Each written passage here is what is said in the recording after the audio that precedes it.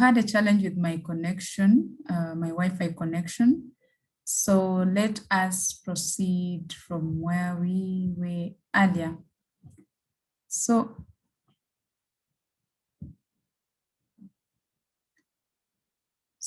we had finished this slide, and allow me to go to the next slide. Projecting my screen. I hope you can all see my screen clearly. So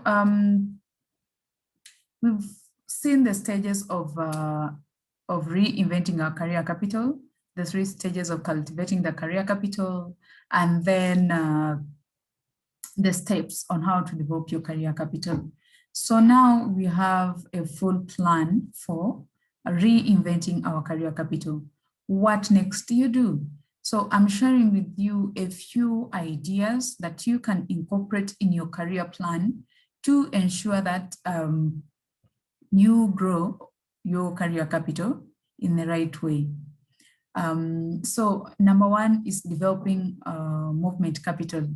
Here you can encompass on your individual skills, the knowledge, the competences, as we've mentioned in the earlier slides, and your attitudes influencing your career mobility opportunities. So building your movement capital will eventually influence your likelihood of your career success. And then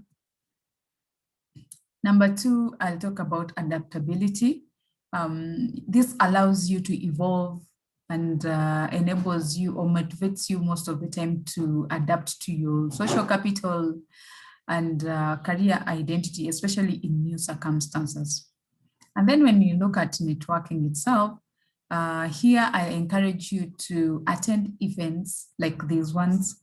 There are some events that are organized by your organizations and other companies as well in your community.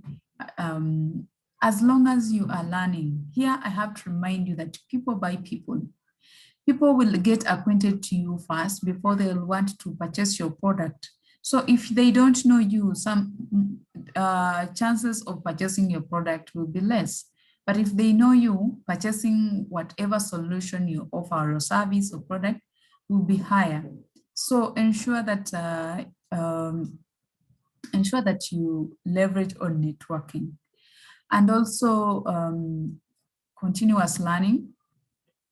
So when it comes to continuous learning, you can either do this on job, through research, through innovation. Sometimes it's self-study, taking up a new certification, attending conferences like this one, getting expertise from either your mentors or your peers. The issue here is keeping up with the current trends. And also, let me speak about market research and market awareness. These ones, I combined the 2 because they are more the same. Here you have to continually pay attention to the updates in your areas of interest, and also everything that applies, for example, technology, national trade, maybe stock markets, anything that is in your area of interest. You have to ensure that you do more research and keep or stay aware of what is happening. And then let me speak also again about authenticity. I had mentioned about it earlier, but briefly I'll say here, walk the talk, do what you say, and be authentic, both online and offline, so that you ensure that as you cultivate your personal brand, everything is aligning to each other. And lastly, I'll speak about career hygiene. Career hygiene is a very huge topic. However, I'd like to mention that your profile should be in good standing. Ensure you keep reinventing your career capital so that it also elevates your reputation out there in the market. So let's go to the next slide. I'll also talk about attitude. It is said that always match your attitude with your aptitude for you to be able to have a successful career. So this is related also to self-determination, the perseverance, the flexibility, your emotional intelligence, your industry acumen, the patience, your commitment to change, and also your willingness to learn. So attitude is very key in our industry, and also it's very key when you're looking at reinventing your career capital. And then you look at also your reputation. Be known for to be a follow-through person, or your ability to deliver. For example, take a chance or write a blog or participate in events. Do something so that at least you become a subject matter expert into it, and also increase your credibility at the end of the day. So all this should be aimed at creating your great relationship with the people, creating your profile, and also building your career around that. I'll also mention something on multidisciplinary and multi-industry exposure. This is very key, especially if you are trying to switch careers. It is always good at least to also have a feel of what other industries are all about. I have a colleague of mine who was once a librarian, and then she switched into cybersecurity, and she's doing so well. Why? She's exposed to other areas in which she's even giving more input when it comes to developing policies, developing cybersecurity policies and controls in that area. And also I'll talk about building your personal brand again. Why do I insist so much on personal brand? Because I've spoken almost all about it. It's because we live online, we operate online, everything is getting virtual and online. We are in a digital environment, and people will buy people.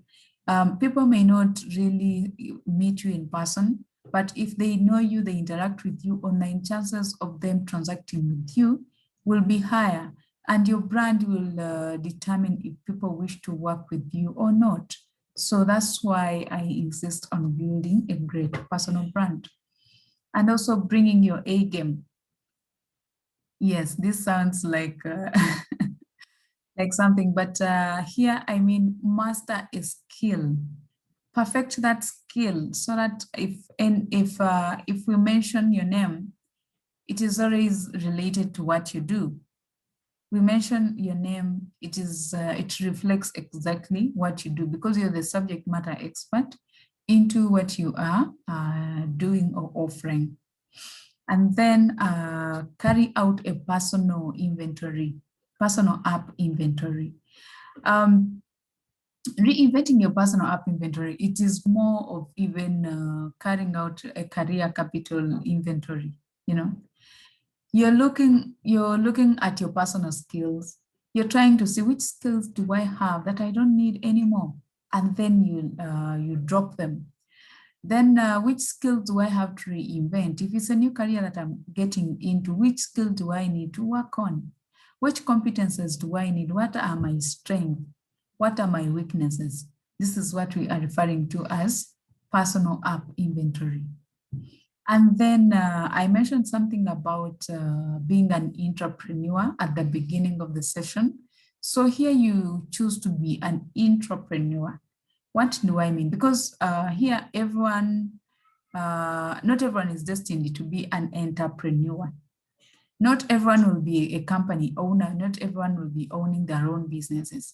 But investing in yourself, reinventing your personal apps, building your personal brand, it is gonna position you into a position where you are the sought after subject matter expert, not necessarily because you have a company, but you maybe in the organization, you're the person who is full of innovative ideas.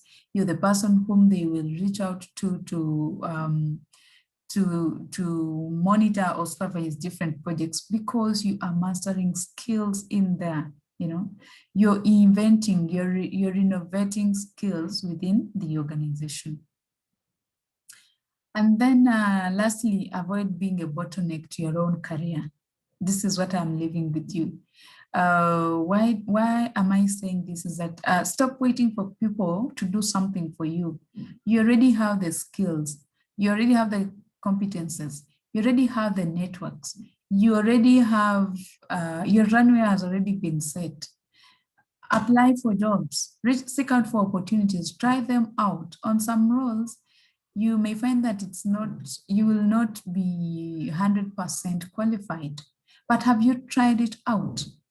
Because no one is going to wake up and say, you are the suitable candidate if you don't present yourself to them. So avoid being a bottleneck to your own career. Yes, you have the skills, but what are you doing next to ensure that those skills are put into use and you also get value out of your skills? So that's what I leave with you today. I am so happy to answer your questions in the end, though I'm unable to be with you live, I'm traveling. So feel free to share your questions with the organizers, and I'll be so much happy to respond to your questions as time allows. So thank you so much for listening in, and have a great day. Thank you.